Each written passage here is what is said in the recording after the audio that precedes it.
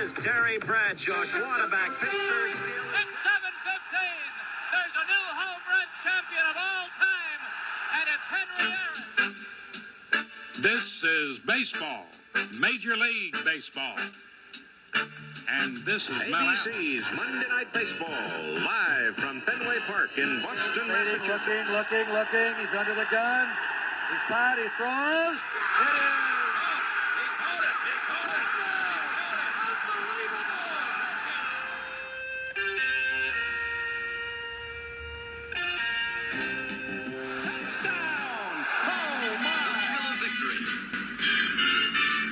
And the agony of defeat. Frazier! Down goes Frazier! Down goes Frazier! August 5th, 1974, the country is right dab in the middle of the Watergate scandal. President Nixon releases transcripts of 3 conversations with aide H.R. Haldeman on June 23, 1972. Known as the smoking gun, the transcripts reveal Nixon's involvement in the Watergate cover-up.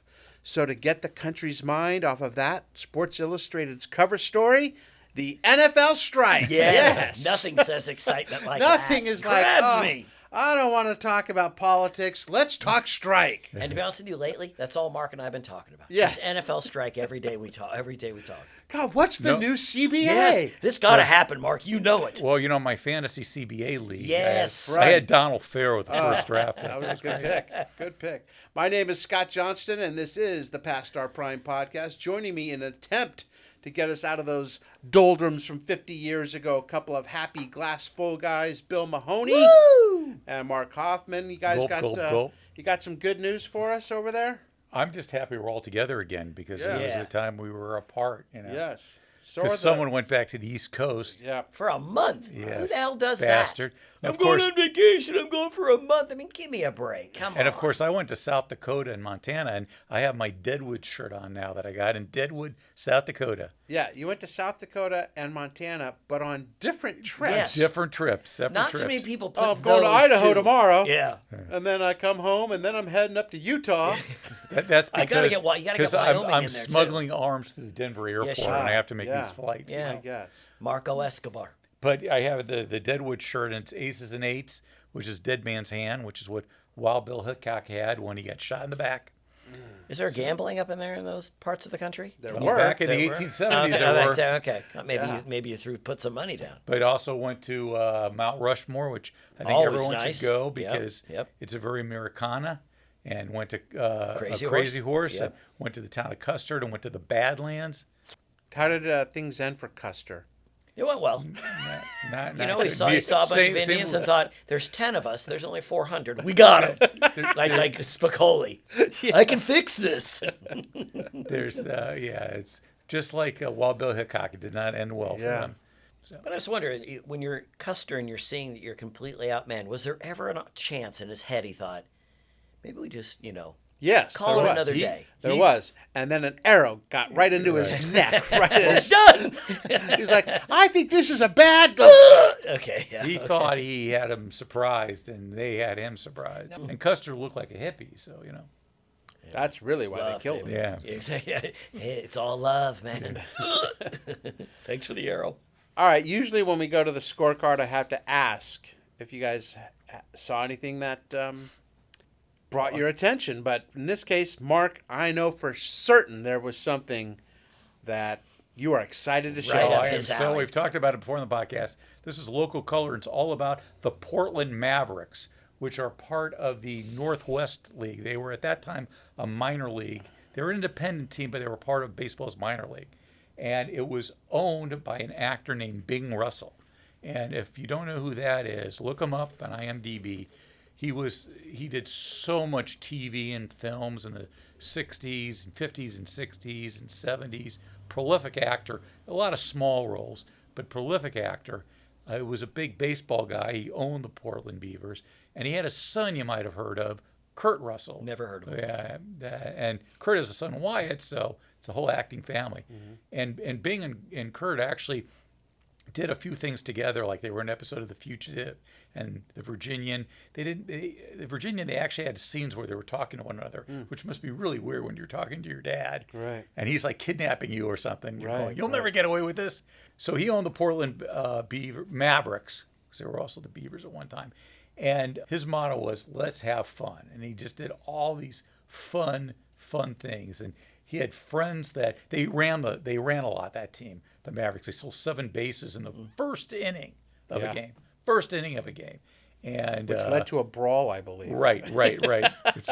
But, they made a trade with the visiting team between games, and they just went back between, locker rooms and just changed uniforms. There were a couple actors that actually were on the team as well, too. And Kurt actually, in 73, I think, suited up for a few games. Yeah, because he was a ball player. Right, and he was in the Angels minor league system for several years before he went back to acting.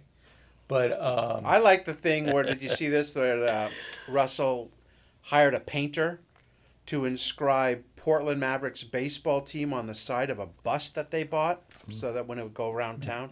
Instead, the painter botched it, and the sign came out Maverick Baseball. Portland's Maverick Baseball, meaning, which is kind of true in a way. And Russell let it go, saying, "What the hell? I think he's right." So they were the Mavericks, and they were Maverick. So Isn't there a movie, Scott? Isn't there a movie you told me to watch? The Battered Bastards of Baseball. It's a documentary on Netflix about this whole team. thing. Yeah, it's really good. It is very good. He just had a blast doing it. And, I guess I think of him as he was a baseball maverick who also acted. Yep. Mm-hmm. And if you ever watch an old episode of Bonanza, he was the deputy sheriff on many, many episodes of Bonanza. So that is Bing Russell and the Father of Portland Kurt. Mavericks. Father of Kurt. Yeah. One of my favorite actors. Kurt Russell. Oh God, yeah. Yeah. I love him. I actually liked Bing a lot. I remember in the early 90s, Kurt's a big hockey fan, and he and Goldie were at a Kings game, and they showed a shot of him, and Kurt had this huge mustache. Yeah. I'm going, what they got the huge mustache for? Tombstone. Tombstone to play Wyatt Earp. Damn fine movie. Yeah. Who was one of the bad guys in Tombstone? Come on, Stephen Lang. Stephen Lang, our guest on the podcast. Come on. Mr. Babe Ruth. Dang That's right. Yeah. Dang Billy, you right. got one from the score? I do. scorecard? I just, it's right up Fun Alley here. The Yvon Dubois.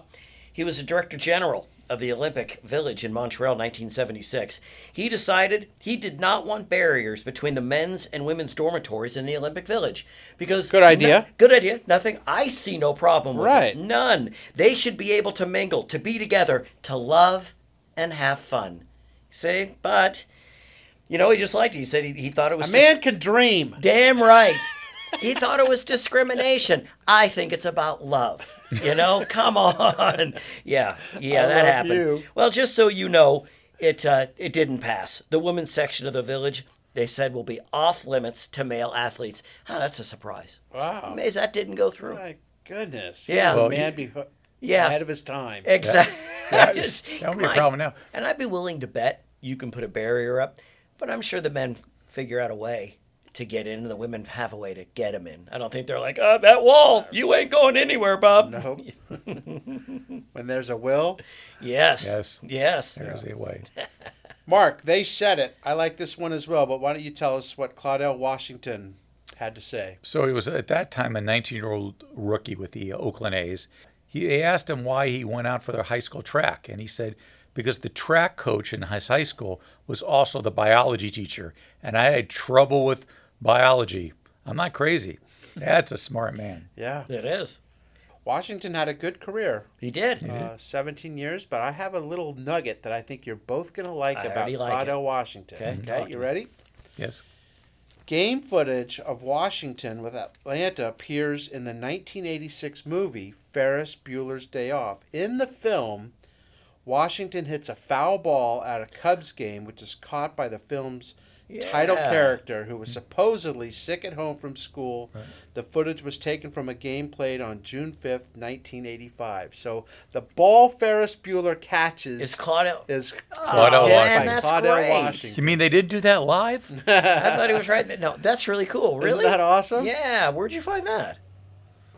You just knew that, didn't you? On You didn't trivial look it. information. That Know is so everything cool, about man. the A's in the 70s. Man, I didn't No, know I that. think it was Wikipedia or something like that. But no, that's Yeah. wow. Who knew? All right, let's get started with that first article. I can't wait any longer to talk about NFL strike. I'm gonna spoiler alert. Unfortunately, no regular season games were canceled Damn it. because there's nothing better than a Sunday or a Monday night where there's no football. Yep. Yeah. I just want to see picket lines. Yes, me too. The Buffalo Bills were supposed to take on the St. Louis Cardinals, but instead, because of an NFL player strike, they got the Buffalo Unknowns versus the St. Louis Nobodies. That's how Sports Illustrated put it. This was a crazy weekend. Even the United Auto Workers came to help picket with the NFL guys who were out on strike. The teams hid where they would be staying. No big deal, right? The Cardinals, fearing their uniforms might be stolen in an attempt to sabotage the game, they sent an empty equipment truck to the airport to see if anyone would hijack it. I mean, That's crazy. they're thinking like there's going to be some real, almost danger coming. Now, of course, this was back when the Teamsters and the United Auto Workers, there was a lot of scary things going on with unions, but the NFL union couldn't even get their players to be a part of it, let alone, all these hijinks. So I love the picture that they have in the article. So there's pictures first of, you see Bill Curry, who we will talk about in a yes, minute. Bill will be joining us very shortly to talk about this time in his life when he helped form the NFL Players Union. Of course, went on to have a big career as a coach, coached Alabama, and that was his final year and only year with the Rams. Under heavy security, a helicopter flew overhead to spot possible roadblocks. The two clubs were whisked into the stadium through a back exit guarded by mounted policemen. I mean, seriously, it seems like they're, trying to break into Fort Knox or something like that. After 4 months of bargaining, the players and owners are no closer to a deal. The sticking point is the so-called Roselle Rule, which was basically a deterrent for teams to sign any players that were free agents. They were not free agents. No. As one example, the Saints, the 1968 Saints, signed an end by the name of Dave Parks. Yeah. Pete Rozelle, commissioner, said New Orleans had to give up their number one pick for 2 straight years for signing the never-forgotten Dave Parks. And because it cost New Orleans so much, other teams after that were like, "Well, we're not signing anybody." Well, if they signed someone big, he could have really stripped this team down because Dave Parks. Well, they didn't have a salary cap then, but to put into today, okay, Saquon Barkley leaves the Giants and signs with the Eagles. That would be like the commissioner going, "Okay, Eagles, you owe 2 first-round picks to the." Or you have to give up A.J. Brown and and Devontae Smith. And it's completely subjective. It is. And there's no recourse. Just the commissioner. The commissioner gets just to say, yeah, that's who you lose. And it was just a deterrent to sign anybody. No one would do that. That's a dictatorship. It is. It really is. It is. The old-time players, there's not, like I said, the players, a lot of players. Billy, you were telling me just earlier, John Riggins, other guys. He played in the 2 All-Star games. Right. He didn't strike. They were not striking. Roger Staubach had left the picket line. So many of the other guys were actually leaving.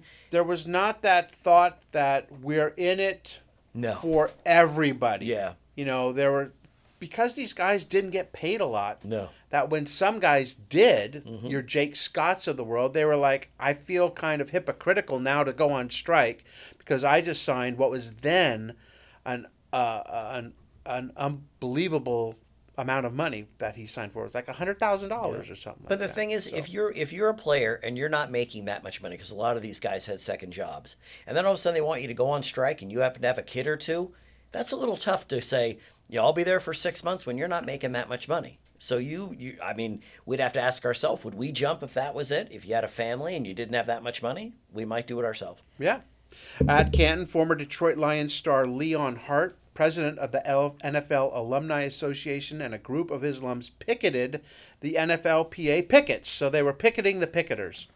We feel the players are being led astray, says Hart, misguided into an indefensible position from which there eventually could be no return.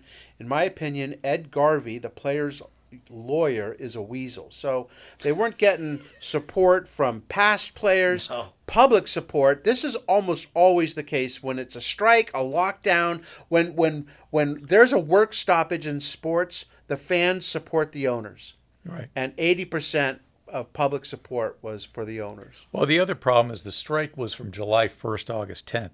So nobody's noticing it at that Not point. too No. much. Not That's- too much. that- This was probably You the have first to lose time. a Right, game. right. You have to start. Yeah. Right. people So care. what happened then in the future is when people wanted to strike, especially in baseball, they play the first couple months of the season and they'd wait till the middle part of the season to say we're going on strike Right. because then it Right. disrupts. They did that the in second- 81 and then in 94. They Right, did it in again baseball. in August. And that's, of course, that's probably the low point in not only baseball but all of sports. Don't you think? They Right. struck and No World didn't have a Series. World Series. But didn't that year. NHL not have a Stanley Cup final one of the years too? They cut, Well, they cut something out. So Yeah, I and mean, then came those back things, and had a 50-game season yeah, the next yeah. year. So Well, it's terrible when they do that. In 81, they missed a whole bunch of games, but they did settle it.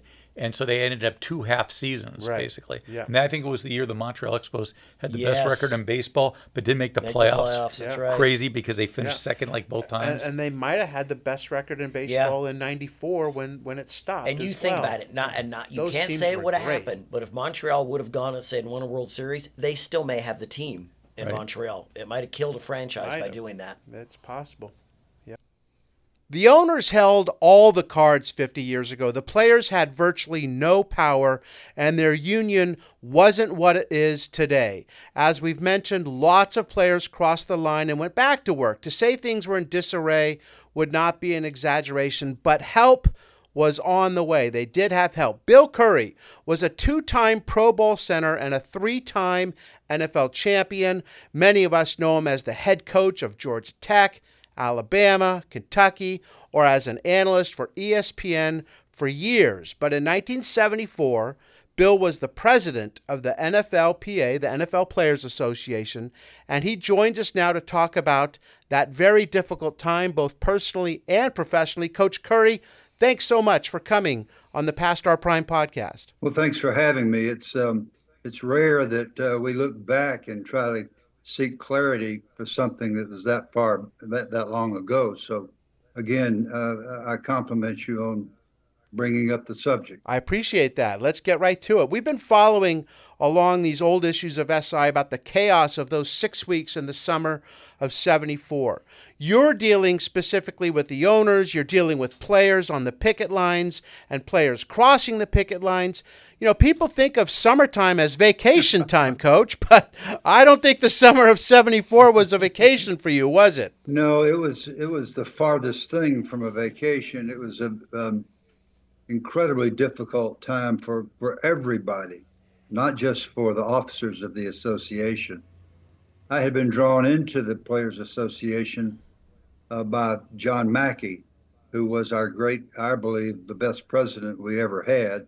And I'm a little biased because we were on the same team and we were very close, and we remain close to Sylvia Mackey, his widow, who comes and visits with us in Atlanta almost every year to this day. But John had decided that he needed me to be his backup guy. I was the assistant player representative for the Baltimore Colts. John obviously was the main man, the player rep. He was also an All-Pro and had been a great player for a long time, was very highly respected, incredibly bright, and shocked me in 1968. I believe it was 68. It was a strange call because he said, I need you to get to New York now, today, and guard my backside. And I said, what are you talking about, John? He said, we're in negotiations with the owners, or at least we're supposed to be. And we were designated to meet at a certain country club. I'm not going to call names and create problems for people, but there was a country club where the meetings were supposed to be held between the owners committee and the players committee. And John was the president of the players committee.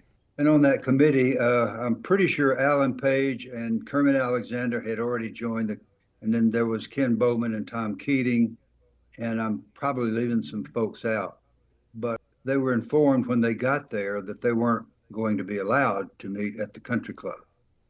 And John, of course, asked the obvious question, why aren't we going to meet at the country club? And they said, well, the club doesn't allow certain people to come there. So he couldn't have the meetings. So there was one very obvious and public slap in the face by somebody. And I'm not accusing the league of that. I'm not accusing the club of that. That we don't know. We never found out.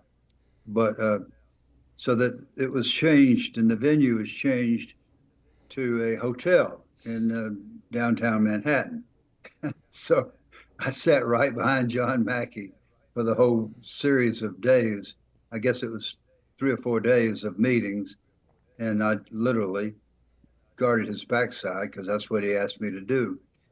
He felt he had very strong feelings about that experience, and so naturally that began to make us all respond more to the idea of the Players Association and to think maybe we could change our circumstances. At the time, I'm not making this up now, at the time, our per diem during exhibition season was $6 a day. We made $42 a week in the exhibition season. For the games that we played in exhibition, we were paid zero. And it was in our contract, so there was nothing we could do about it unless we could sit down and engage in collective bargaining.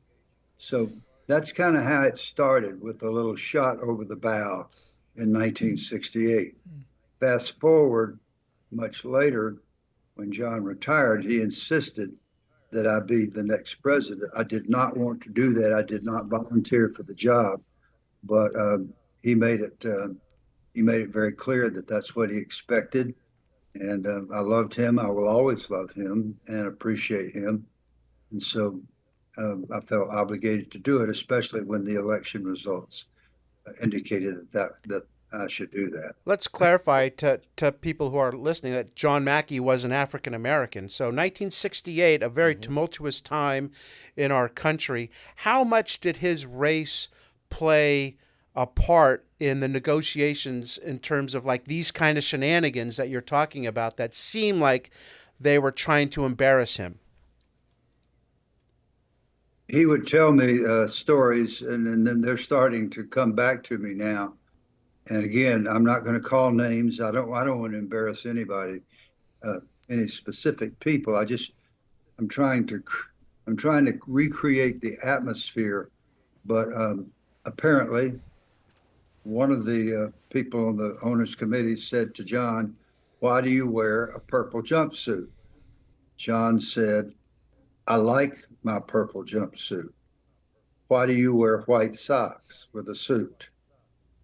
And the response was, "I like my white socks." So the exchanges were of that sort, the sort of put downs that I don't know if we thought we were past all that. Obviously, we were not. The other thing was that we had hoped to get through things without having to unionize. I was in the meeting when the representative for the owners walked in and said, "I won't be able to speak to you guys anymore." We said, "What do you mean?" This was their labor lawyer, a very famous guy named Ted Keel, brilliant guy. Mr. Keel said, "Well, I won't be able to speak with you fellows anymore. I'm so sorry." And we said, "Well, what do you mean? Why? You've been speaking with us." He said, "Well, you don't represent the interest of the players of the National Football League." So we looked at each other. Our attorney said, "Whoa, okay, let's take a break here." He pulled us aside and he said, "What he's saying to us is that we're going to have to become a union. If we become a union, we send out the cards, and then we call for negotiations. Then they're required to meet with us under the NLRA." I'm trying to recreate these things from 50 years ago. Yeah. But he did you a He favor. did us a favor because we immediately were successful. Most of us didn't think we could do it. We didn't think the guys wanted it badly enough, but they did. And so we sent out the cards, and the guys signed them and sent them back. We thought that meant that they were probably ready to engage in a work stoppage if we decided to try that. We were wrong. We weren't ready for a work stoppage because the strike was broken very quickly when it did happen several years later. The years later was 74, as you know. How much of a problem was it that players were crossing the line? I remember reading Staubach. Some of the big names in the game were crossing the line. How did that hurt in terms of the negotiations back in 74? Well, I don't know. We we had meetings all over the country. I remember we had 4 regional meetings. We had very good attendance, which was encouraging, and we basically laid out the facts. Here are the facts. Here's what we call them demands because that's the terminology that we were taught was used by labor people. So our demands, and then of course there was a lot made of the use of that word. These players are demanding what from these billionaire owners? Is that a joke? And the owners seemed to think that we couldn't be serious, that we actually wanted the capacity for some sort of movement. We didn't ask for free agency. We wanted some improvement in the per diem during training camp, and we wanted some sort of pay for exhibition games. I think those were the main demands that we had.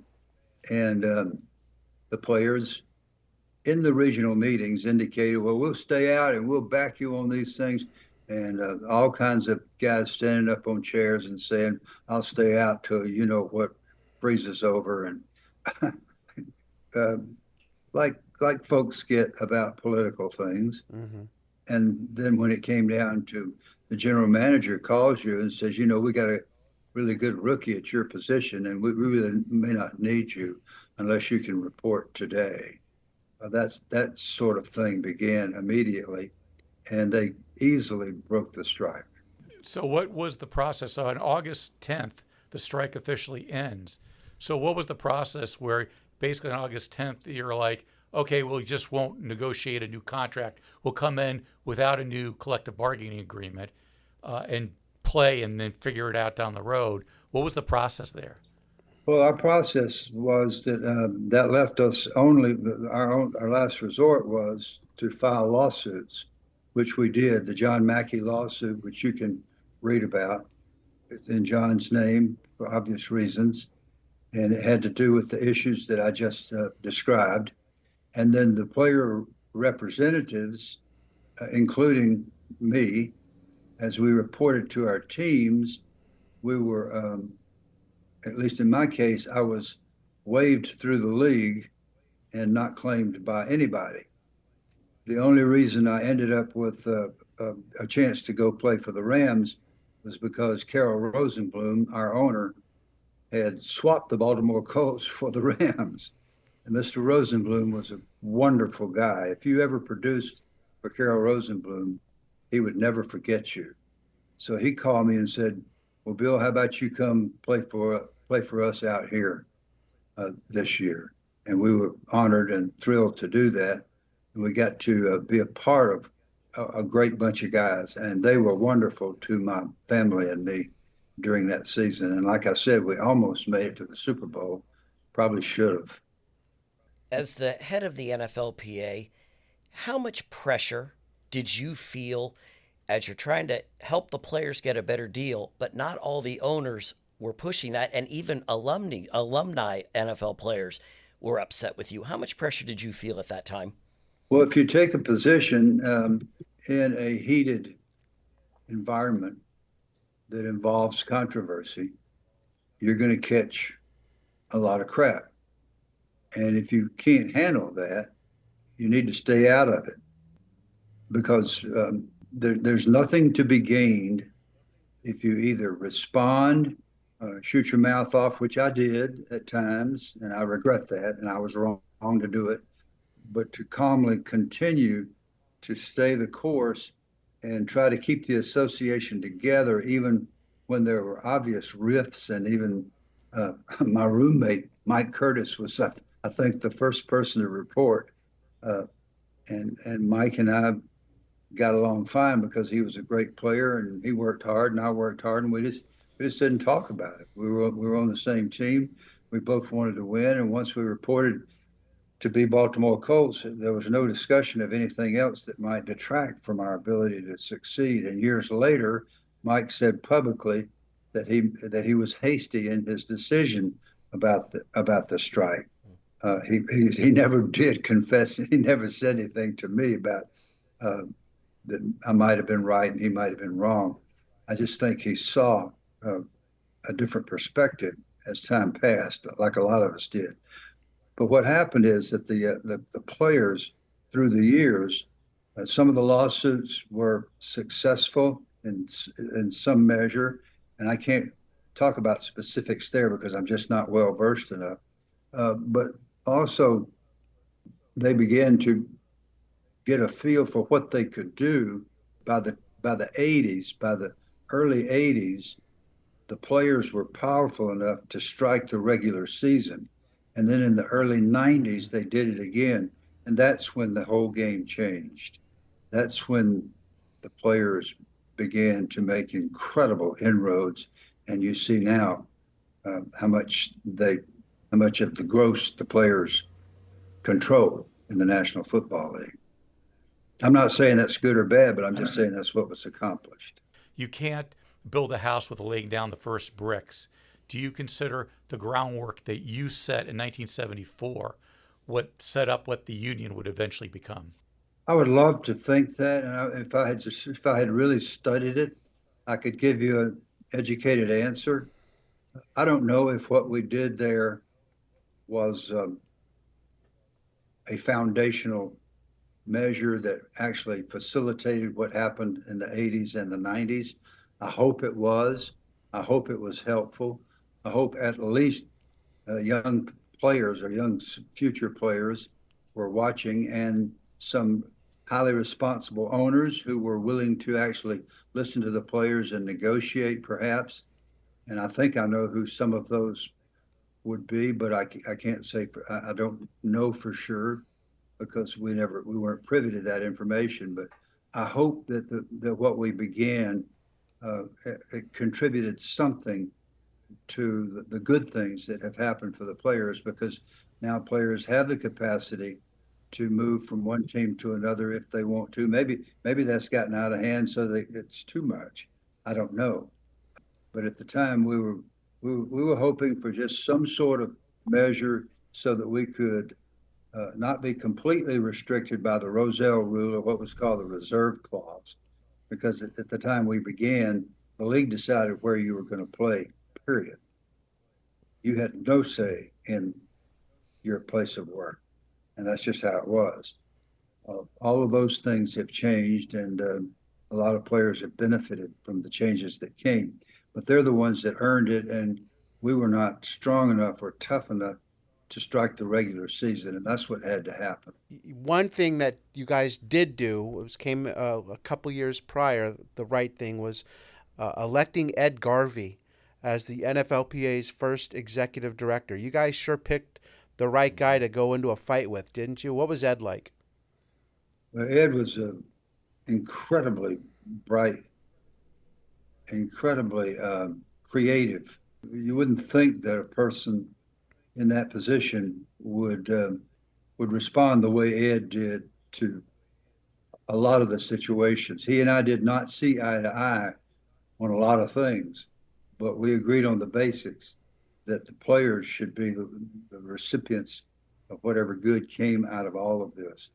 And he was bound and determined that some sort of free agency was going to occur. And he was so bright, he had ways to alter the goals and the systems so that they were aimed in that direction.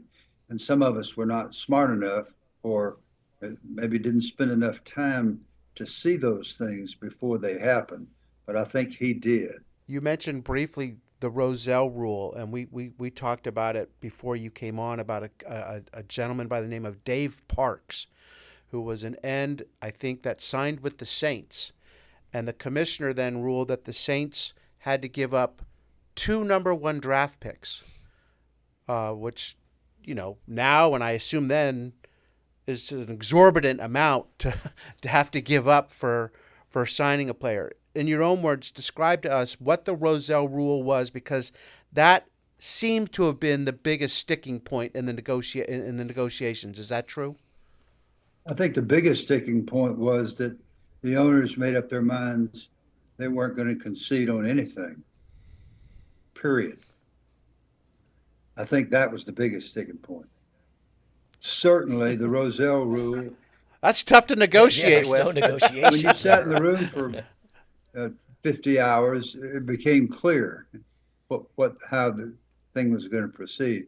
And believe me, let me say this again: there were some wonderful guys. Some of the owners were just absolutely fine gentlemen, but I'm not saying they were bad guys. I'm just saying that they had a system and they had everything under control, and they didn't see any reason, I'm sure, to change the system because we thought they should. We thought they should so that we at some point would not be restricted. But I mean, you could take a grievance like the Dave Parks thing. I had completely forgotten about that. And by the way, Parks was a great player. He was probably worth 2 number ones. Good gosh, he could play. But I didn't remember the specifics. But anything that came into dispute amongst the clubs went to the commissioner, who made a decision. And then you could appeal the decision if you wanted to. And when you appeal the decision, guess what? It went to the commissioner, who was Pete Rozelle, who ruled on the Rozelle's decisions prior to them being brought back to him. That's the kind of thing that happened. At least we thought it did. I think we all know what went on when it goes back to the same guy. Yeah, That's like saying, ruled on it. go ask your dad. I did. Well, go ask him again. Yeah, are you going to let mom make the decision? Nope. Dad's going to make it again. I was reading, Mr. Curry, about a situation that happened at the Hall of Fame game in Canton with you and Vince Lombardi's widow. Do you remember that? And can you talk about that? Oh, do I ever? When I was a senior at Georgia Tech, I had been drafted as a future. So after my last game, we happened to be playing at Georgia, and we're not going to talk about the outcome of that game. But at the conclusion of the game, I'm coming off the field, and there's a guy named Red Cochran waiting for me. Red Cochran was an assistant coach for the Green Bay Packers. And he said, Bill, if you can get Coach Dodd's permission, and Carolyn, I know Carolyn's here at the game, I'd like to drive you and Carolyn back to Atlanta, go to dinner, and then have you get up tomorrow morning and fly to Dallas and sit with Marie Lombardi and watch the Packers play the Cowboys at the Cotton Bowl. And I said, wait a minute, are you kidding? That was incredible. I was a 20th round draft choice, and that's when they had 20 rounds in those days. And it was like something out of a dream. So sure enough, we sat with Marie. She was so wonderful and so beautiful. I was taken down in the fourth quarter. I walked off the field with the great Vince Lombardi, and he turned to me. And I had been drafted by the other league as well, Oakland Raiders. And so I had no idea about negotiating. I didn't have a lawyer. I didn't know nothing. I mean, except that this was Vince Lombardi and Marie was wonderful. And I was walking off the field with him after a big victory. He turns to me and says, well, Bill, would you like to play for the Green Bay Packers? And I said, oh, yes, sir, I sure would. That was my negotiating. How clever I was. Yes. Poker face Bill. We became attached to Marie from that instant on. And the whole time that we played for the Packers. With Carolyn and I said we both played for the Packers. She played just as hard as I did everywhere we ever went. But our emotional connection was largely Marie. We just adored her, and she treated us like her own.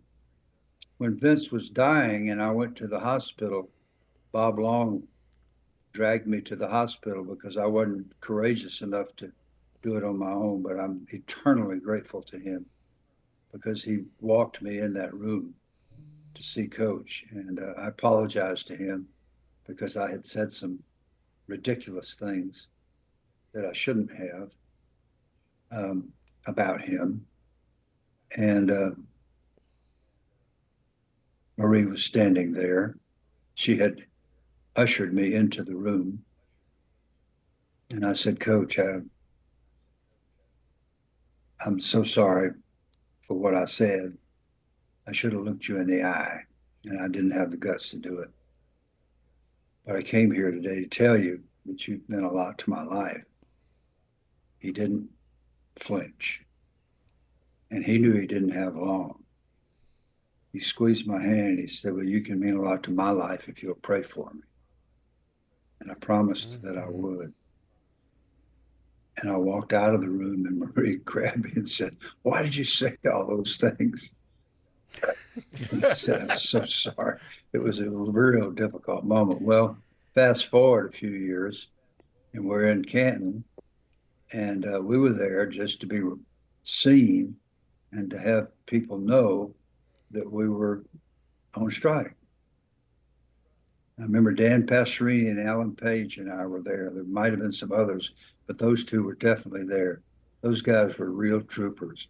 But I'm going to the airport and getting ready to leave, and Marie's standing from way down the concourse. She shouts, Bill, what are you doing? You're driving me crazy. I said, Marie, if I'm hurting your feeling, I will quit. That was my instant, honest response. I'll quit today. I shouted back and I ran down and hugged her. That's one opponent I couldn't handle, Marie Lombardi. She was so beautiful. We did reunite when Carolyn and I went back to Green Bay to coach with Bart Starr, and we had the privilege of going to dinner with Marie a couple of times, and thank God she forgave me. I don't know why, but she did. So you talked about beginning your career with the Packers. First of all, what was it like playing for Lombardi? And secondly, you were involved in the very first Super Bowl. What was that experience like? Because it's obviously not what the game has turned into today. Well, the whole thing with being with Vince Lombardi was like, no surprise here. It was like military training. I had 8 years of ROTC. I was training to be an infantry officer in high school and in college. Infantry ROTC was a lot like playing for Vince Lombardi because every step, you better be in step. You had to know the manual of arms. You had to know how to control your rifle or your saber if you're an officer. All those kinds of things, every detail. I remember going to the first practice, and there are several compelling incidents that come to mind. We don't have time for all of them, but I watched Forrest Gregg, who had been to like 8 Pro Bowls or something by that time. I watched him the first day of practice, and he's working on his steps and his footwork. And so I said, Forrest, excuse me, Mr. Gregg, but you've been playing in the NFL a long, long time, and you're an all-pro, and you're going to be in the Hall of Fame, and you're out here working on your steps? Do you really need to work on your steps? He said, Bill, this guy, if I make one false step this year, he will see it, and I will be embarrassed in front of the team. I work on my steps every single day, and so does everybody else out here, and you will too. So let's get with it. Let's work on our basics, our footwork. Not one false step did Vince Lombardi miss. Your religion, your family, and the Green Bay Packers in that order. Those will be your priorities. And it was constant pressure to produce all day, every day. And he lived up to all his adages, which is why it was so embarrassing that I had blown my cool and gone public with criticism. And I to this day, I know this is right. This is what I've tried to teach my children and my players. If you got a problem with somebody, go look them in the eye and tell them the truth with respect. What you don't do is shoot your mouth off in the newspaper. What you don't do is not take responsibility for your own actions. That's what leaders don't ever do things like that. Leaders don't ever point fingers at somebody else. Leaders take responsibility. Well, I didn't do that. I was so embarrassed, and his forgiveness and Marie's forgiveness, those were life-changing things for me in my immaturity, learning how great people did things. So that's a long-winded answer, but being in the presence of that greatness was what it was like to play for Vince Lombardi. It wasn't fun most days, but it was really fun when they put that Super Bowl ring on your finger. And playing in Super Bowl one was the strangest circumstance of them all, because it didn't feel like it was a championship game. I mean, we were in the Coliseum right there, not far from you, and there were 60,000 people. Well, that's like a Parents' Day scrimmage or something at UCLA or at Georgia Tech. That's not big time stuff. Didn't feel like, but it sure felt like it when Kansas City ran on the field. We saw them. Good gosh, they were really good. I had to leave the game with an injury. The only game all year that I had an injury, and that's always been a disappointment. There's nothing I could do about it. So the answer to your question is, playing in that game seemed strange. It just from A to Z, everything about it seemed odd. Until the rings came in the mail, then it was fine. You know, Bill, because we're doing this where we look back 50 years, we're talking to a lot of people of your generation. And without a doubt, the one thing they all agree on, the championships, the wins, all of that is secondary to the relationships that they formed with these men that they went to battle with every day, whether it be college, pro. You talk about Lombardi and his wife and John Mackey and these people that left such an indelible mark on your life. Imagine that has to be the same with you, that it's all about the relationships that you formed.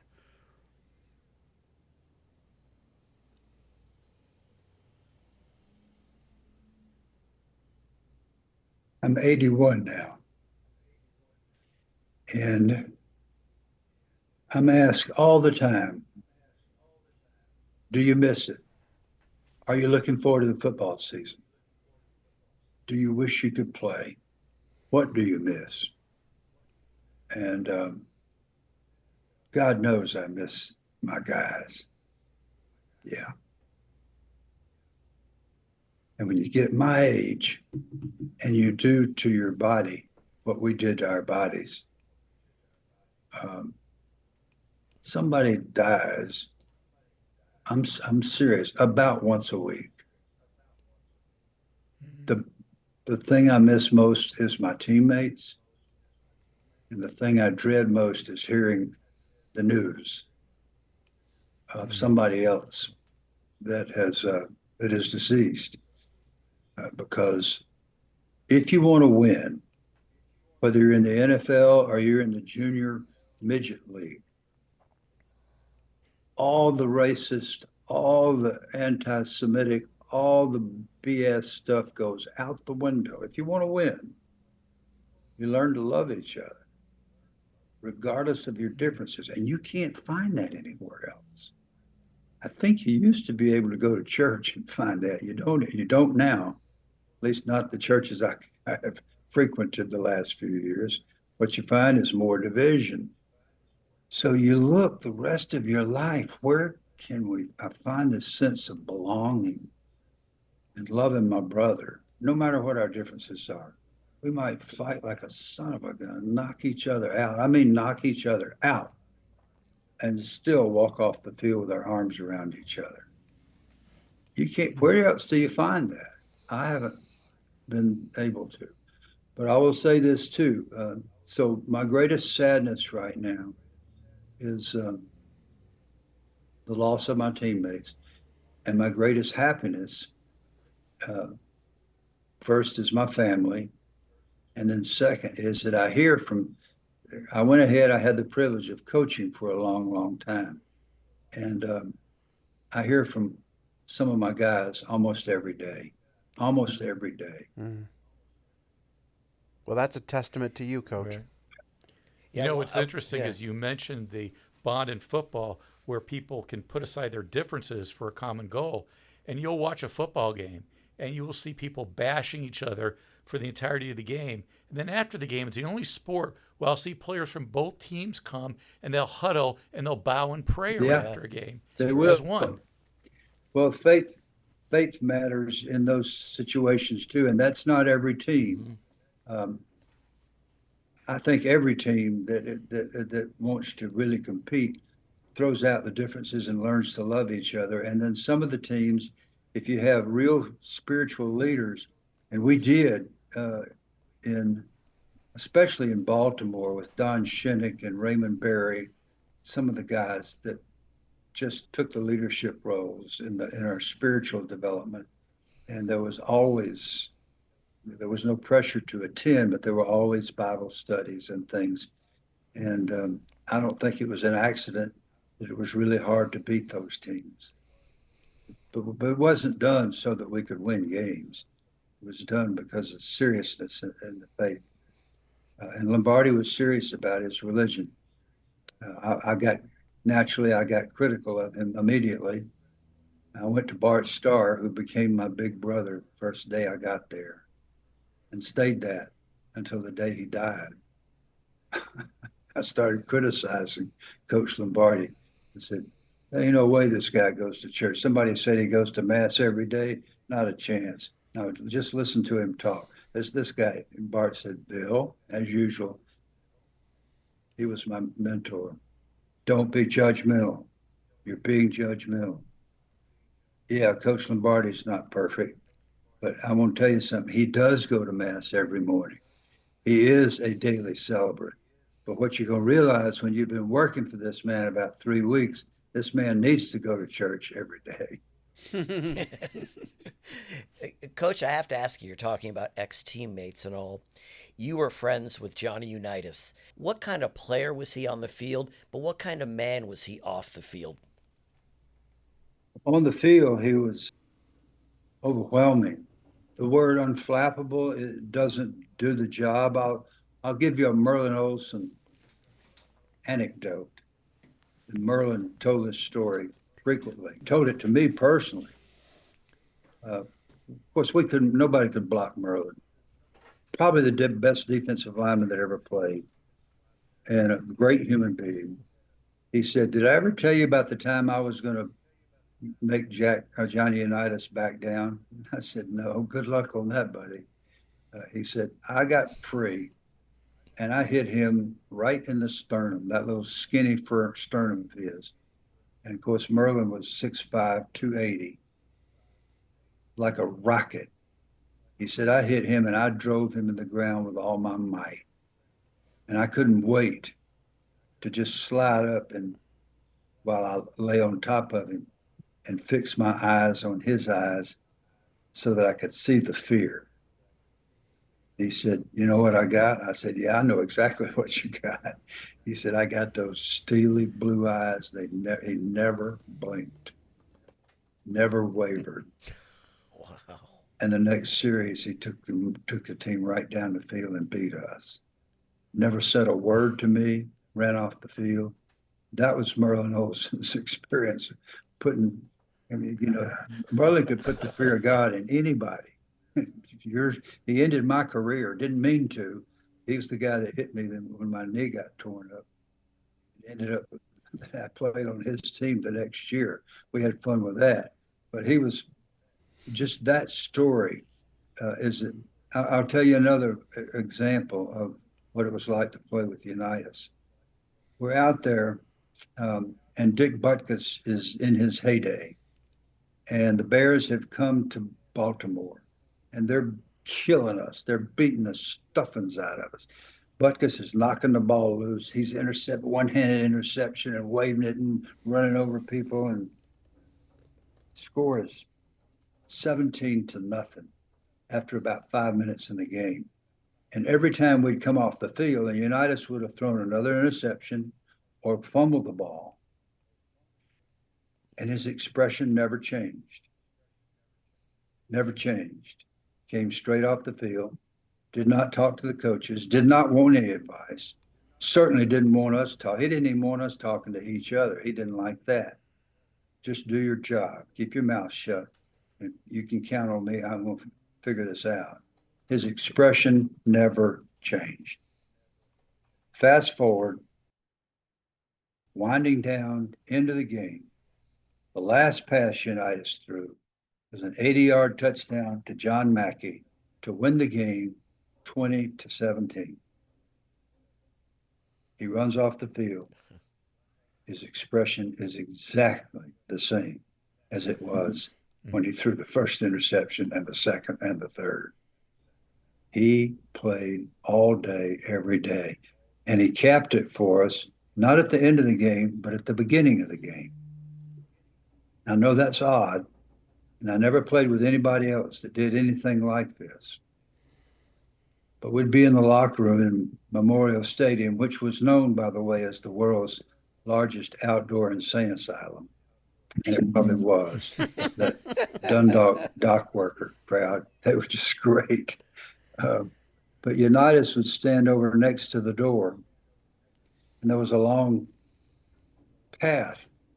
We shared the stadium with the Orioles, so we had to take this tunnel up to the dugout to run out on the field to start the game. So Unitas would be standing over next to the door by himself with his legs crossed, always his legs crossed. And Freddie Miller, our defensive captain, would give this impassioned speech. We're going to run to the ball. We're going to knock the ball loose. We're going to create turnovers. We're going to get the ball back, all the stuff that we yell and scream. And then he would turn every single Sunday and look at JU and say, John, do you want to say anything? And Unitas would look around the room with that little smirk at his, and this is what he'd say: talk's cheap. Let's go play. And he'd turn around and walk out the door. We would have followed him into hell. We would. He did that every single Sunday in all the years I was there. Speaking of the Colts, your first Super Bowl, obviously Super Bowl one with the Packers, but your second one is Super Bowl V with John Mackey and the Colts, and what I consider the strangest Super Bowl ever played. I watched it as a kid from the opening kickoff. How weird was Super Bowl V, and how different was it from one, I guess? We were so embarrassed after Super Bowl III that I did something, and I still don't know why I did it, but it wasn't very smart, but it came out of my heart. I walked up to Mr. Rosenblum after the game, and I said, Mr. Rosenblum, I promise you one thing. We will never embarrass you again like that, and we will come back to this game, and we will win this game, this Super Bowl. I promise you. That's a skinny offensive center talking to the best owner in the National Football. He said, okay, thank you, Bill. I really appreciate that, or something like that. So when we got back to Super Bowl V, we were not a gifted team. We weren't nearly as gifted as the Super Bowl III bunch, but we were a team. We were together. And our goal as an offensive unit, the one thing we were going to be sure of, we're going to go out there and we're going to play our guts out, but we're also going to be error-free. We're not going to turn it over. We're not going to do stupid things like we did in getting beat in Super Bowl III. And we end up being the blooper bowl, 7 turnovers. I mean, it's embarrassing to this day. I do not know how we could do that poorly. And thank God for that defense. I mean, we did have an incredible defense. Mike Curtis, Ray May, Ted Hendricks, Bubba Smith, all our defensive guys, Rick Vogt, Jerry Logan, Leonard Lyles, just stoned them. That's what happened. And then we got a couple of breaks. But life is strange, isn't it? So we do a segment here. It's a trivia segment called 50-50, and we look back 50 years in sports. And I give you it's a true or false or an A or B, so you got a 50% chance of getting it right. That Super Bowl V we were talking about. True or false? It is the only Super Bowl in which a player from the losing team was named the MVP. Chuck Howley. We hadn't blocked him. We hadn't blocked him yet. We hadn't blocked any of them. We didn't block a little. It was embarrassing. Way to go, Chuck. He had a great game, but we still got the rings thanks to our defense. I will say this, one of our linebackers probably should have gotten something. Well, I'll tell you, I was a Cowboys fan as a kid, and I could not sleep that night. I just had nightmares because they were up by 7 to start the fourth quarter, and Dwayne Thomas fumbled in the end zone, which changed what would have been a 20-6 game to 13-6 and allowed you to make the comeback to stay at 13-6. Mark hasn't gotten over it. I yet, haven't Coach. gotten over it. 54 That- years later, I still have it. 53. He lives with Well, I us. haven't every gotten day. over Super Bowl III. We can be at a restaurant and they'll start. And Joe Willie Namath, by the way, is a dear friend of mine. But we played in the Senior Bowl together. And we got to be good buddies because I was the center and he was the quarterback. But I can't watch any of Super Bowl III. And if we're at a restaurant with friends and it's a sports bar or something, and that doggone thing flashes up, my wife says, "Don't you say a word and don't you move. Don't you leave. Don't you try to go to the ministry." No, She has your best if you're a interest. competitor, that stuff never leaves you. Coach Curry, it's been an honor talking with you today. I was looking at your website, billcurry.net, and saw some quotes you call words to live by from people like Coach Lombardi, Teddy Roosevelt, Helen Keller, etc. But this one is actually from you, and it says, "Unexpected, undeserved, unrewarded acts of human kindness change lives every time. Their effects are undeniable. You had no reason to come on our show except for one, kindness on your part, and I can say with certainty that your kindness had an impact on all three of our lives today. So be well, Coach, and thank you for coming on the Past Our Prime podcast." Thank you so much. What a wonderful compliment. Thank you. It's been great to be with you guys, honestly. Well, we enjoyed Thank it you. immensely. Yes. Thank you. Thank you. Thank you so much. You Be too. well. You know, sometimes after this we go, you know what, I like what he said and stuff, but that was powerful. Everything he said Yeah. was just. That was just It's what I that love was like a about. sermon or something. It's what I love about this show. Yeah. There's times there because he wasn't a coach, he wasn't a player, he was a human when he was talking about losing friends and getting the calls. It's just I'm over here getting all sweepy, I think, and man, you're right.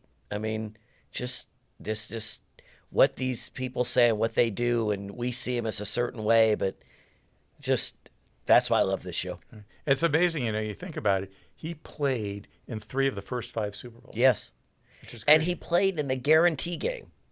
I mean, we have no. I mean, at maybe Mark, remembers That was the first Super Bowl I ever watched. I have as no a kid. 3.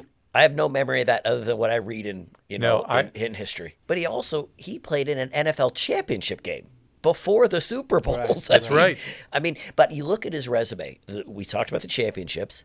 He coached Alabama. Mm-hmm. I mean, that alone we could have done a show on. I mean, just the amazing things of not just the person. Yeah, it was Powerful. you could see why he's got that coach, like players would literally do anything for him. Yeah. All right, let's move on. Going to pot with the lobsters. Go ahead, Billy. What do you got? No, Mark, do you want to do your parking? I did my Oh, you parking. did? Okay. So he doesn't care about you. I don't care about I you. know. I tell him I did mine. Right? Yeah. You break into the show. Yep. Everything comes to Yeah. a stop because Yeah. Bill's trying to help Mark Yeah. update his parking. And Mark but he's never like, thought- "Oh, I and did it." Mark was Mark so never thought of rude. looking Oh, over at and Mark me texts going, Bill and goes, "By the way, you got a ticket." Yeah. Yeah. Well, I might have gotten a ticket too. Going to pot with the lobsters by Curry Kirkpatrick, as he covered tennis back in that time. World Team Tennis is not exactly taking the country by storm. It's hit and miss. The Boston Lobsters were on the road 5 cities and 9 nights On the second night in LA, attendance at the sports arena is announced at 930 people, but really they say the crowd is closer to 300. You know, we used to do a tennis tournament at UCLA for years and years, and they would break it into a day session and a night session.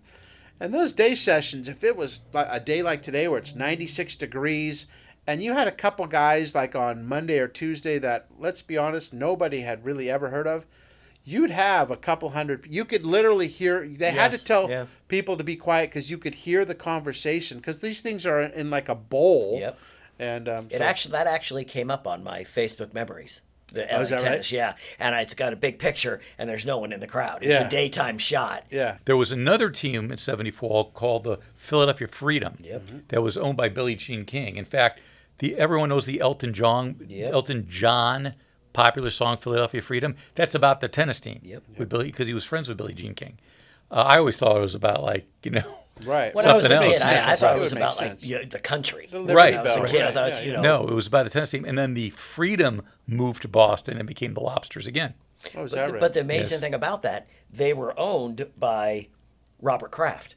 Right. The second version was owned by Kraft. His first actual ownership, plus the strings were owned by Jerry Buss. Yes. Jerry Buss hired his daughter, Jeannie Buss, to run it. to run the strings. She was 19 years old at the time. She was the general manager of the strings.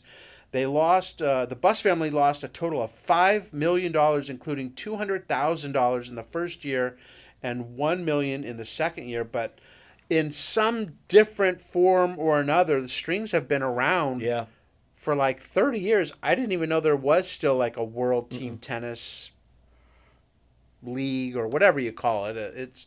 It's not what they originally had planned, but it still is in some form. And these Lobsters were having quite a road trip. Like I said, 5 cities and 9 nights. They go from, listen to this, they go from LA, then they fly to Honolulu, where they blow a big lead. Then they fly to Houston. Now, do you know how far Honolulu is to Houston? That's 4,000 miles almost. That's so an 4 11-hour hours. flight. They lose again. Then they go to Baltimore, take on the Baltimore team, which is led by Jimmy Connors. So a tough time for the Lobster. But I like how Jimmy Connors made $3,000. He only had to appear in 18 of that was his contract. 18 of 44 matches, $3,000 a match, and he was undefeated. Yeah. There wasn't all the great ones there. Next up, part 2 of a series from a book by Roy Blunt Jr. on the Pittsburgh Steelers, who were just about to break through and become a dynasty. A strange kind of love. We know about the players, we know about the coach, but what about the fans? The prototypical Steelers fan was the mine worker, the mill worker who drank hard and fought hard and was violently resigned to losing. The Rooneys were jerks, one fan insisted about the owners. Why, the author asked. Because they lost all the time. The fans were actually mad at the Steelers for being so bad for so long. There were plenty of letters that the article shared that were sent to the team for players to read and maybe answer. The hope is that they were written by 4-year-olds because the spelling and grammar, oh my God, they were not ones AI would have had a field day with them these days. Did you read some of those letters? Yes. Were very good. The Supper Bowl. I hope you make it to the Supper Bowl. You are my favorite team and would love to. And would you please send me a picture of anybody on your team or a sticker? That's what I meant. Just, people. What I love is on the first page of the article, there are pictures, like there's one of Mean Joe Green, but there's also of a Steeler fan that to me is just the typical Steeler fan. He's screaming, he's yelling. Yeah. He's got 2 layers of clothes on because it's cold, and then he's got a can of beer that's kind of tucked in to the jacket, the outer layer jacket. So you know where his priority was. But I'm saying in those towns, basically the identity of the town is the fans. It doesn't everywhere, but in places like Pittsburgh and Philadelphia, they do. They don't get that in LA here. I'm saying everything the team does affects the mood of the whole city. And like I said before, black and gold, that symbolizes Steelers. And it symbolizes the city. It does. The Pirates, the Steelers, the Penguins were originally blue and white. They switched to black and gold. That's right. To stay in step. Well, and keeping with that, they even mentioned in this article that a lot of guys played football in high school so that they didn't have to go to the mill.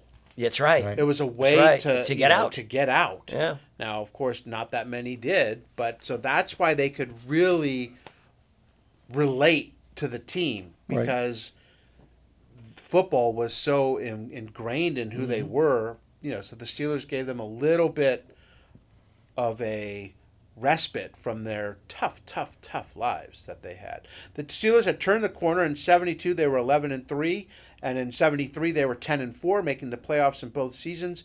Winning is the ethic of football, says Miami's Don Shula, the NFL's reigning head coach of the Miami Dolphins. You start with having to win and you work your way back, and that's just what Pittsburgh did in 74, thanks to maybe the greatest draft in NFL history. You guys, you've seen this draft they had in 74, right? First round, Lynn Swann. Yep, Second Mark's round, guy. Jack Lambert. Fourth round, John Stallworth. Fifth round, Mike Webster. That's 4 Hall of Famers. Wow.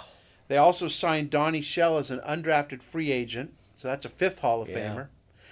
Now, as a Raiders fan, their drafts are not usually loaded with 5 Hall of Famers. Whose team is?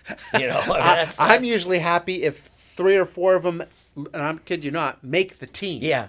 Yeah. A good draft nowadays is if you have 7, if you draft 7 and all 7 make the team. Yes. That's considered a good draft. If one of them becomes, a really stud player, then it's a great draft. This will never be replicated. Who was it? Do you remember who the GM was in that time? Or I don't. Okay. Probably a Rooney. Okay, Probably it's a just Rooney. amazing. But also in these days, you have scouting. People are everywhere, and you have cameras everywhere. In those days, you didn't have that. So to be able to pick all those guys that went to the Hall of Fame, and you didn't have probably that ability to go watch Mike Webster play, that's. Blount Jr., the writer, had some pretty interesting rule changes to liven up the game. Billy, you got some of these? I do. You would make the center eligible for a forward pass. Now that's actually not a bad thing. That is not kind of bad. interesting. I'm not saying I'm for it. I'm just saying it'd be interesting. I like that rule. All right. The other one is before a kicker is eligible to kick a field goal, he has to participate in at least one play from scrimmage per quarter. Right. So kicker wants to kick a field goal in the second quarter. He has to have by then played in 2 plays. Exactly. 2 plays. And third quarter 3 and so on.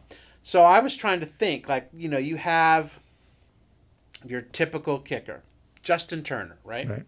Great kicker. Justin Tucker. You don't want to, or a third baseman. A third base, whatever you got. You don't want him to get hurt. So what do you do? Wide receiver. Wide receiver on a running play? Yep. Type of thing? Yeah, that's fair. Or just have the decoy. Wouldn't they change the play, though? If they knew that Tucker Well, you would think. they would come in and go, Tucker's out there. Okay, they would. So then that would be kind of a little trickery where they, play action pass and they do go, deep or something like that. But I was trying to think. As the NFLPA would say, stupid rule. Okay, third rule. The passer, he wanted to make him a specialist, put a flag in the quarterback's belt, and make pulling the flag out the only way to get him down unless he reaches the line of scrimmage. Right, then he becomes a runner. Yes. So basically flag football for the quarterback. It's getting there either way. It really is, right? J.J. Watt would be a big fan of that. Yes, oh yeah. And this one is my favorite. Okay, this one's the most ludicrous of them all. It sounds fun, though. Require one member of each team to come out during halftime and do an act. He can make a speech, tell a story, sing, dance, tumble, or do an imitation of a chicken. Mark, this is your guy coming up. I say that because Rocky Blyer does an imitation of a chicken that is amazing, and yet he still looks like a football player doing it. It's a gong show, is what it it would is. be, but that would actually. Except for that, he says you'd get a point for it. Yeah, but So, think of the fan wise. Game's tied 16-16. They go, oh, that's right. Blyer did the chicken at the halftime. We won. I'm saying you're watching a Charger game, and Joey Bosa comes out at half, and all of a sudden he's singing something or he's dancing. That'd be tune-in factor. That would change the whole way you draft players. Well, we took Frank Smith over John Carter because Frank has a great singing voice, and we can use him. Boogie oogie. Yeah. There's one little thing about it I thought was fun. Did you read the part where guard Bruce Van Dyke, kids came over to his house for autographs? And just for a variety, he signed one Terry Bradshaw. And hey, the kid said, Terry Bradshaw, can you get me Franco Harris? So Franco signed Franco Harris. Hey, the kid said to others, I got Franco Harris. So Van Dyke signed various teammates' names for the other kids. Oh, that's so funny. That is great. Good for him. I think this is perfect coming off the rule of having, players sing and do gong show acts. Pittsburgh's a tough town. I'm not quite sure. You might be able to get away with the chicken impersonation, but I think if a guy came out and was just singing or dancing, that might not go over so well. Dan Rooney, Steelers VP, recalls a time when he went to speak to fans in a mill workers bar. Somebody would ask a tough question, and before I'd get a chance to answer, somebody else would yell, "What do you want to ask a question like that for?" And there'd be a fight. Can you imagine? Why did you run the ball to Franco Harris on third and... That's a dumb question. Boom. Have you been It's to... like Roadhouse. I've stood outside the Steelers Stadium. Have you guys been in there, Mark? I have, yeah. How is it? What is it like? I mean, does it have sort of an aura about it? Well, it's not... it's a lot different than, you see these old pictures of Steelers Yeah. games, and there's like cars parked in the back of Yeah, the end zone yeah. and stuff. You see like a Right. time when like That's Lynn right. Swann has to jump over a car, and so it's a lot different than, what is it, Heinz Field now? Yeah. It's It's not in nice. front of that one. All right, time for an ad brought to you Go! by Mark Hoffman. And this is actually, it's almost just like a PSA for U.S. Steel. And they had William Paley, Mr. CBS, who doing this little talk about our resources. Remember in '74 there was an energy crisis. That's right. We were having massive problems with What energy. was it? The Daytona 450, remember? Right. That's right. So he's talking in this whole kind of article. It's almost like an article, and he says we must accelerate programs to develop synthetics and other substitutes to replace or supplement materials in our actual or potential source supply, and research must go forward on nuclear, solar, and other power sources. All this with due regard to the environment.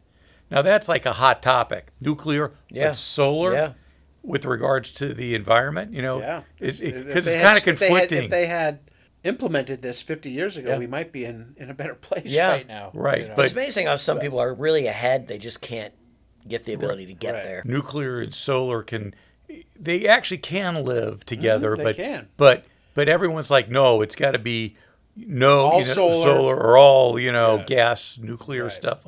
So, but I thought it was really interesting. This coming 50 years ago in an article. Yeah, I agree. All right. Maybe, once again, reach out to Bill. He's the head of our advertising and sales department. Yes. That phone is ringing nonstop. Right now. Hi, 3 Mile Island. Can you do an advertisement for Hey, us? we'll do it. We'll And do we it. can do our shows from this Right. old San Onofre plants. Next week, live from Chernobyl. Half of my face is falling off. In the Catbird Seat by Roger Kahn. My opinion and many people's opinion, the greatest writer ever when it comes to writing about baseball. This is about Ebbets Field, where the Brooklyn Dodgers used to play. He writes it was a ballpark, not a stadium or a Superdome or a multi-sports arena, a ballpark. Bad for football, unsuitable for concerts, unthinkable for track. He took a snobby Englishman to a game. He was not looking forward to it. Told friends back home that he'd go, just something to mark off the list. They climbed from the subway and saw the ballpark in the distance. Gray and sooty is how he said it was. They got their tickets, turned a couple of corners, and then there it was. Someone bumped the Englishman, and he whispered softly to himself, "Beautiful." So you can see that the guy can write. For Kahn, it became his office. He covered the Dodgers at Brooklyn, at Ebbets Field in Brooklyn for years and years. He goes into detail as to what it was like to grow up in Brooklyn in the mid part of the 20th century. If you want to picture what the borough was like, this is the article for you. Towns like, or not even towns, just areas: Greenpoint, Sheepshead Bay, Bay Ridge, Brownsville. I've been to Brooklyn, but I've never been to this Brooklyn, because this Brooklyn that he's writing about doesn't exist anymore. Right, I've because never been Brooklyn there, now so is a I've- hip spot in New York. Is it? you know. yeah, Is yeah. it really? It's a big hip spot now, but back then it was, looked down on, and it all like culminated. The Dodgers were this first 50 years of this losing organization, and it wasn't until 55 when they finally won their first World Series. Right. But I mean, despite all that losing, they got better in the 40s, and they Right. went to the World Series like time and time again. couldn't win it. Couldn't beat the Yankees. right? So they finally win in 55, and then unfortunately a few years later they leave for L.A. But, I mean, despite all the losing, Brooklyn loved their Dodgers. They sure loved their trolley The Dodgers. bums. Right? Trolley Dodgers. Kahn talks about how his father raised him on the Dodgers. That is the premise of the famous book, The Boys of Summer, ranked number 2 by Sports Illustrated as the best sports book ever written. His dad went to games before there was an Ebbets Field. He said there was a hill in the outfield that people could watch the games for free.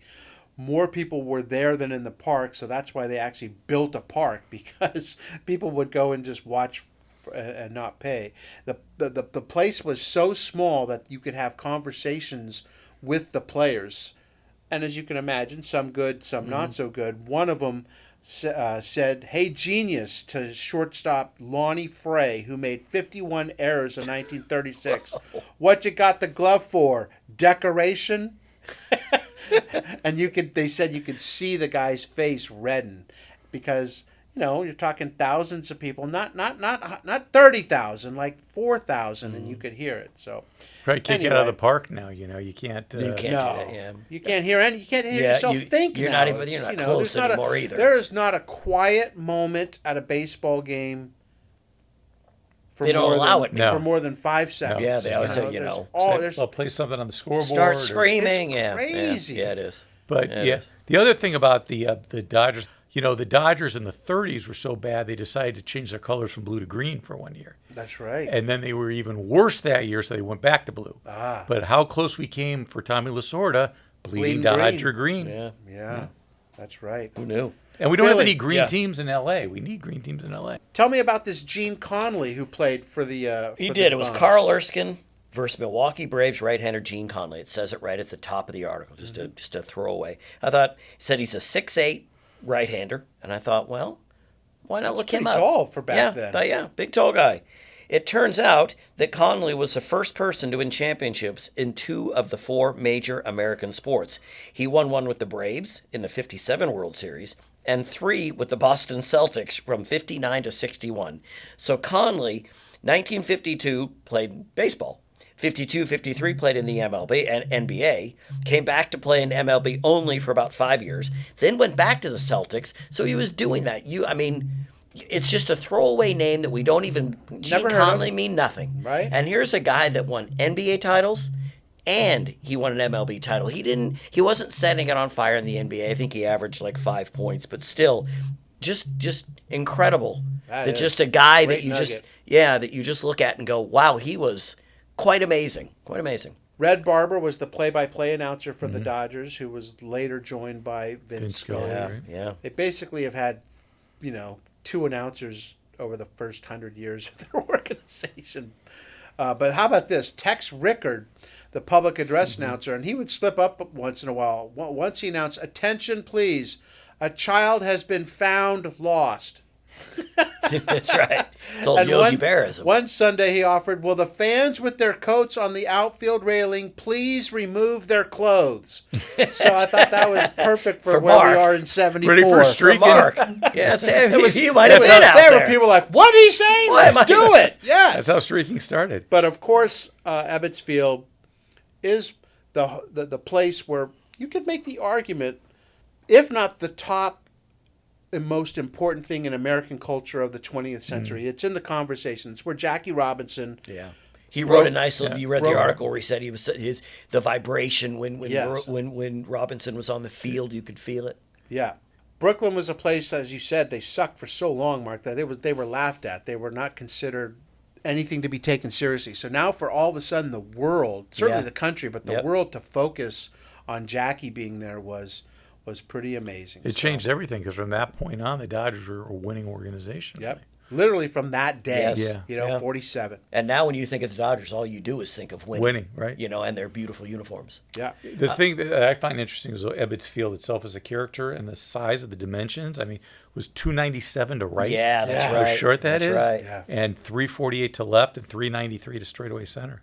It was wrecked in 1957 after the Dodgers moved to L.A., and in some ways Brooklyn never recovered. They basically had the heart of that community ripped away, and you will, not as many now, that's 67 years ago, but a long time you'd have old Brooklyn people that they refused to even get the scores Yeah. of the LA Dodgers. Yeah, that's right. They were so disillusioned And and angry. heartbroken. But you know what?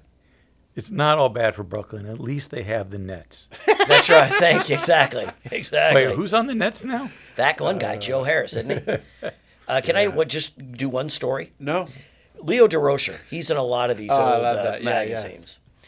I'm in a Costco one day getting glasses, and I talked to the girl, and I said, "How did you get into being into the glasses department?" She goes, "Well, I always liked the medical field, but either way," she said, when she was 16 years old in Palm Desert, she used to deliver drugs from a drugstore. You had to ride my bike. I'd go over to different She was places. trafficking drugs? No, like prescriptions. Yeah, okay. It was cocaine in that, but I didn't want to get into that. Prescriptions.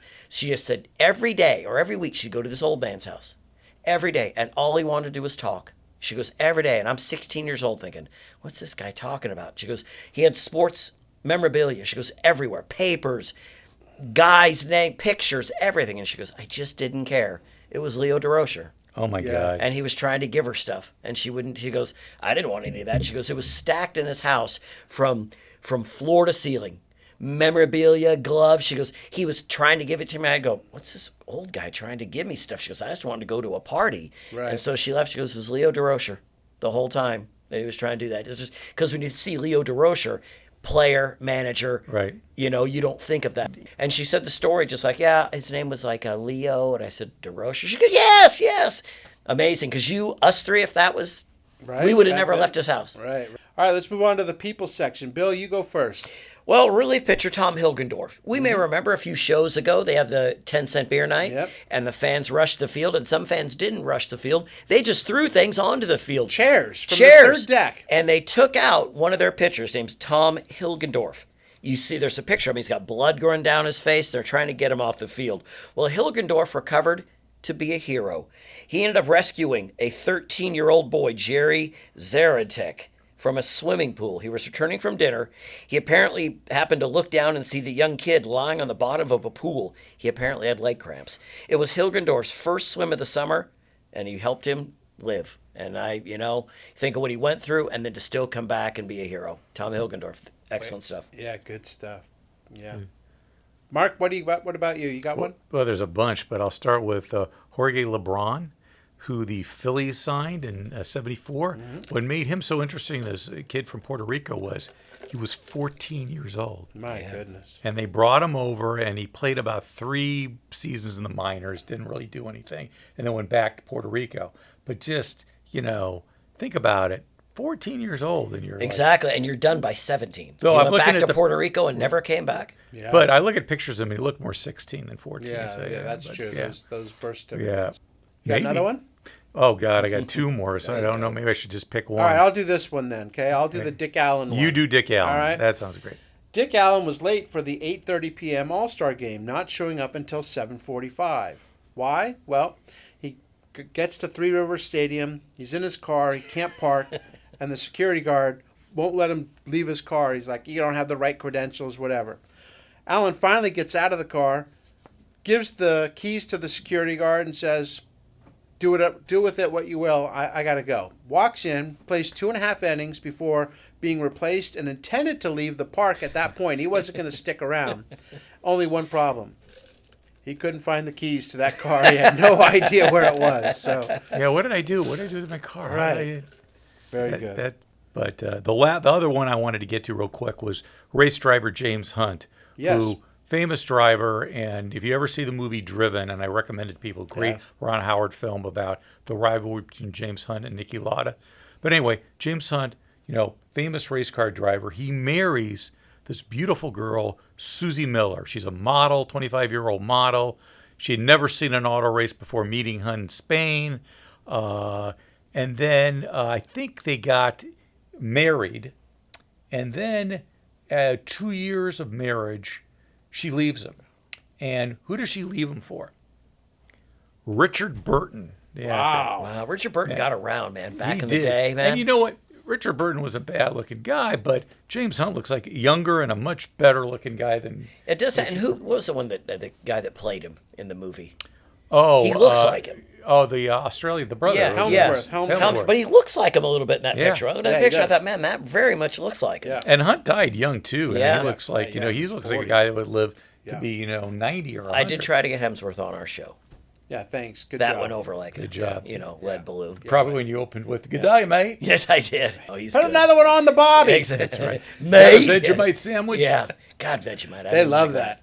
They do. That They is do. so disgusting. They laugh But and they go, "Oh, come on!" in an instant. if you put Vegemite on bread and then have sandwich or whatever, it's just like having mustard on a sandwich. It's not dominating it. Well, I want If you have it I plain, take offense to that. I tried it on a cruise ship. That's the worst thing I've ever tried. okay. Really? So With an Australian girl, she goes, "Yeah, Bill." She was one of the crew people. She goes, "Bill, at the end, try it. I'll bring it out for you." So- no, So- there was nothing they could put on it to make me not hate myself more every bite I took. you can put peanut butter on bread and it tastes good. You can take a scoop of peanut butter with a spoon and it tastes good. Vegemite's got to be on something because if you take the scoop Okay. of Vegemite and eat it, Mark, you're I'm like, bringing Vegemite in, and I'm gonna make you a sandwich, and you can say tastes just like mustard. Yeah, I had a Vegemite when I was in Australia in Yeah. the fridge. And you liked it? And no, I took like one bite and said, I died inside when I took that. Just a part of me. A pitcher with a lot of clout. Was it any surprise that Pittsburgh pitcher Ken Brett was a good hitter? The brother of Hall of Fame third baseman Ken Brett is 12-7 on the mound and was the winning pitcher in the Summer Classic. And he's also hitting .304 at the plate. But this is like, when did the DH start? 73? Yeah, On Bloomberg. So, half of baseball now is not letting pitchers hit anymore. The National League, now it's a real bonus if the pitcher can and we just, last couple weeks ago when we talked to Jim Cott, they talked about how he was such a weapon when he could, he said if I could help the team score one run, whether by moving a guy over, that meant that the other pitcher had to account for 2 runs to better me. So anyway, there was and Ken Brett was He's underrated Really because good hitter. his brother really, overshadowed him. Ken Brett was a good pitcher and a good hitter. Now, he hit 10 homers, but again, they were limiting how many at-bats he had. Yeah, I think, one, because DH is in all of baseball now, Right. so we don't have it. And then Shohei has because he pitches and Yeah. DHs, he's kind of tainted Right. what pitchers do as Yes. hitters. Right. Yes. He's on a completely different, level there. And Shohei's home runs, if we've seen, they're must watch. They're that one he hit usually at barely get out. The ones when he hit at Dodger Stadium the other day, I mean, against the Red Sox. Yeah. He almost hit out of the stadium, and I thought, he's pretty good. Yeah, like that was one of those balls. Remember the Pirates used to put the silly putty or whatever in the batting practice balls, and they would just fly out. Yeah. That's what that looked like. Yes. Is that he hit one of those. So more baseball. Red Sox owned the Yankees back then, didn't they, Mark? They did. They were at one point, believe it or not, they were 18-1 versus the Yankees from August of 72 until the summer of 74. 18-1. You would never think that, but the Yankees went through some really down periods in the late 60s and early 70s. They did. And the Red Sox were just on the rise then, about to become really good. In 75, they go to the World Series. We mentioned Ken Brett won the All-Star game. For the first time in his big league career, the Mets' Tom Seaver watched the All-Star game on TV, spent the midseason break playing golf in Connecticut with teammate Duffy Dyer. Seaver and Dyer also played a little catch. The workout seemed to round the injured Cy Young Award into top shape. In his next start, Seaver set down St. Louis 3-0 on 4 hits. So it's kind of weird. In 73, your Cy Young Award winners were Seaver and Palmer, who both have Hall of Fame careers, but in 74, they both just struggled for no real apparent reason. Right. A little, back then they would call it arm fatigue. Who knows Luckily, what it was really was. pretty Yeah. much because they didn't have to have major surgery, and they both were excellent after that. But for that time, They probably needed the major surgery. They just didn't they know didn't do it right. But also remember, you're saying Ken Brett won the All-Star game. Those were in the years that the starting pitcher would go 3 innings. Right. And you wouldn't see all the pitchers. Now everybody try to Everyone get pitches everybody one in. inning now. Yeah, now it's it's 3, and you'd be like, okay, they're coming back out. It just changed so much. One topic worth mentioning, I think, in the For the Record. Mark, why don't you tell us what it is? Johnny Unitas retiring, who, if you guys don't know who Johnny Unitas was, he was Mr. Quarterback. He was With the the Dan Marino Right. before our version of Dan Marino. Yeah. Played mostly with the Baltimore Colts, and he had that trademark crew cut, and Yeah. then he had the Yeah. big black top shoes that would like go up to his ankle. Yeah. And I remember towards the end of his career, he got rid of the crew cut and went to like a normal kind of style. But it looked so weird to see a flat hairstyle on him because you're always. But used to you that watched him spiky play, hair. right, Marcus? I Oh, yeah. didn't. I didn't. Yeah. Yeah, I watched United, but you see, I saw Unitas in the tail end of his career, like the Super Bowl III against the Jets when he was Right, right. hurt. Earl Morrall was the backup quarterback, so it wasn't the same Johnny Unitas Yeah. as seeing him in the late '50s and early '60s. Because you really don't get a sense of how great he probably was, because you don't really have as much video and the ability to look back. Because I never really saw him play other than you see highlights. right. Unitas retired as the all-time leader in pass attempts, completions, yards, TD passes, 300-yard games, consecutive games with a TD pass. He was inducted into the Hall of Fame in 1979. He died in 2002. He's been dead for 22 years. One of the true all-time greats. So, But crazy one day, we're going to, as we get older, we'll eventually talk to someone young and talk about like Drew Brees. yeah, And they'll think of Drew Brees as we look at Unitas. Like we just don't know. They'll go, was Brees any good? yeah. Or was I Marino mean, any good? although your first point is somewhat helps with that because there will be video That's true of there. Breeze Yes. that we can be like, Yes. yes, look what this guy could do. Unitas is almost mythical. Yeah, that's true. Because Like it's Wyatt really- Tittle and right, Sonny Jurgensen. And yeah. exactly, Billy. So we can be like, oh, yeah, you don't think so? Come and look and see what, Yeah, you're right. what You're these right. guys You're did. right. Yeah. But, Johnny Unitas is just... We have I no don't know, idea. No idea, right? Do you realize where he started his career? No.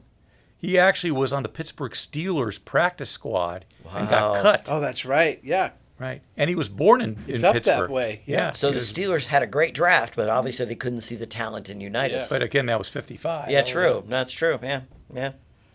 All right, let's wrap this up. Faces in the crowd. Bill, what you got? Just Earl Brown. Earl Brown played football and track and field at Middleton. They said that he was one of the most decorated athletes in the Middletown track and field history. A rival said, "You didn't run against Earl Brown, you ran behind him when he played football." But he was inducted into the Hall of Fame, which also includes Dave Twardzik, who used to play for the Portland Trailblazers Yes, he with Bill did. Walton. Yeah, you don't forget that name. No, that's why I loved him, because I love that name.